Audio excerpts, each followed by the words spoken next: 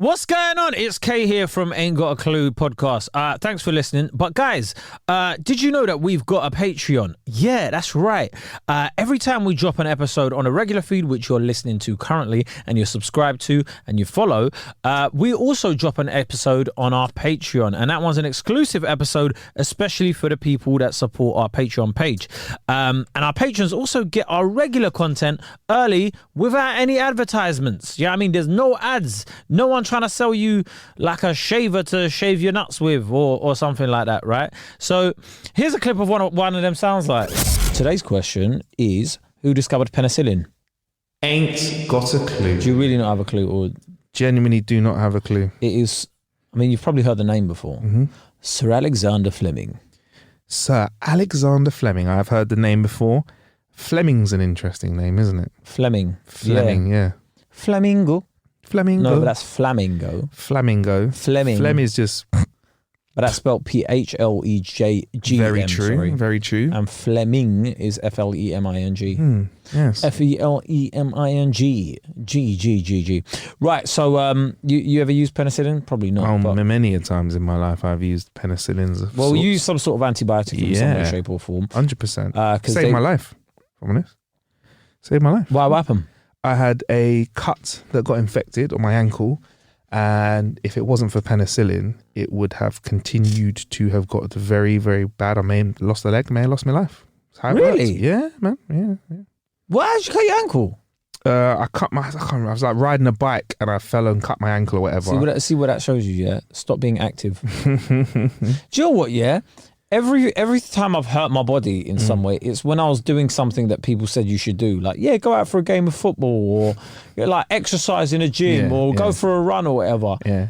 Every injury I've ever had has been through being active. Yeah, you almost get cross with yourself because you're like, hang on, I'm trying to do better with my body. Yeah. And yet fate is hitting me with a twisted ankle, I a was rolled thinking ankle. about it. Do you know how dangerous football is? Oh, it's horrendously dangerous, bruv. It is. It's seriously so bad for you. It's a full contact sport. Bruv! Do you know what full contact is? That means pretty much everything's game so to like, get hit at some point. I was reading somewhere that it's more dangerous when like someone comes in at you like while you're running. Yeah. While they're running or whatever and like hits you, then it is like getting hit by like a UFC kick or whatever. Like, do you know what I mean? A kick in MMA or whatever. It's insane. Because you don't realise it's coming, and two, they're going full force with all their body weight at you. Exactly. At least in MMA, there's like kind of little mitts that they have that might take the edge off a fist.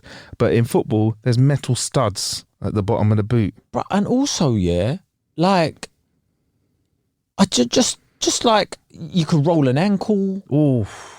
You could like stub a toe. Like, someone stamps on your feet. Yeah, I mean, it's a well-known fact that a lot of footballers at feet don't look very tasty. I mean, I wouldn't. I'm not that I would care what their feet look like. I'd just say, like, yeah, a lot of nails are missing. I'd say if you're playing professional football, it's sometimes better to just not have a nail. Because also the shoes aren't really designed for feet either. Really, they're too narrow. Whereas your feet should sort of be spread out and your toes should sort of have space between them. Exactly. Anyway, I digress. Obviously, antibiotics also used to treat STIs. Did you know that? I do know that. I'm not insinuating anything. I'm just. No, Kay definitely. When he said that, he said he didn't insinuate, but he actually pointed two hands at me and went, "Did you know that?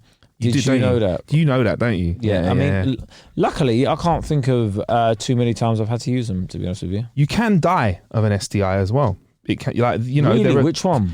I think there are people in history that have had gonorrhea. I think Genghis Khan, he died of an STI because he was a very prolific father to many. I know that's a very interesting way of phrasing. Yeah, I know that's an interesting way of phrasing it. But he's a father to many, and that meant he had a lot of intercourse. Obviously, and I think he had. Well, did he have syphilis or did he have gonorrhea? Something like that. Yeah. I mean, man. Yeah, it's one of those. Yeah, but syphilis can mess with your brain. It's so funny. People just think like back in the day they were like, oh, STIs didn't exist. You're like, no, they did. They just didn't know what they were. Yeah, exactly. Yeah. And they were just like, oh, Jeremy just had he just woke up one day and he died. Yeah, But hold on, there's some fucking warts on his penis. What's that? Exactly. Like, oh yeah, no, that was him being a heathen. Yeah. But yeah, so obviously the discovery of penicillin was a major medical breakthrough. You're saying like you had a cut in your ankle and it saved your life. So it was the first effective antibiotic that could be used to kill bacteria. And I know now we're really big on killing bacteria. Post-pandemic, we're like very like let's kill bacteria any shape or form. Yeah, let's kill virus. Yeah. So this meant that cures for serious illnesses were possible even if the patient had the disease. That's right. So anyway, let's set the scene. It's 1928. Young bacteriologist. That's an actual job. What a job that is. What do you do? I'm a bacteriologist. I'm a bacteriologist. He made the breakthrough discovery. Of course, it's our man, Sir Alexander Fleming. At that point, he didn't have the Sir, so he was just Alex, probably. Yeah, he was just Al. It was just Alex. Mr. Flem. Now, apparently, penicillin had been discovered during the 19th century, but it was Fleming who realised it's important during World War One. Okay. All right. See, a lot of people talk about war, and people are like, "No to war! Stop the war!" Obviously, war is disgusting. We don't want it to happen. Yeah. However, right, and I mean, like I said, I caveat it with it being horrendous. Yes. Thing. And I concur fully. We've said this before, and we will say that again. We'll say it again. Some of the greatest inventions and stuff happened during war, man. It's interesting when you have the pressure of need. Yeah, it's like when someone's like, well, not threatening your life, but you know when like someone's giving you a time limit to do things, you get that. Say you say I've got like 2 hours to tidy my room. Yeah, your room's getting tired in 2 hours. 100%. You're gonna make it happen. Yeah, and then. But what if you give yourself 2 years to make 100K? It's going to take longer than if you give yourself a day. No, you're 100% right. No, if you self-imposed pressure can definitely help you get somewhere. And when there's the pressure of war, people dying around you, things going on, it's putting you in 100%. A different mode. There's been a time that you've been pressured negatively? To listen to that, plus a bunch of other Patreon exclusives, go on to patreon.com/ain't got a clue. Subscribe. Sign up to the Patreon page or just check the episode description and click the link there as well. Peace.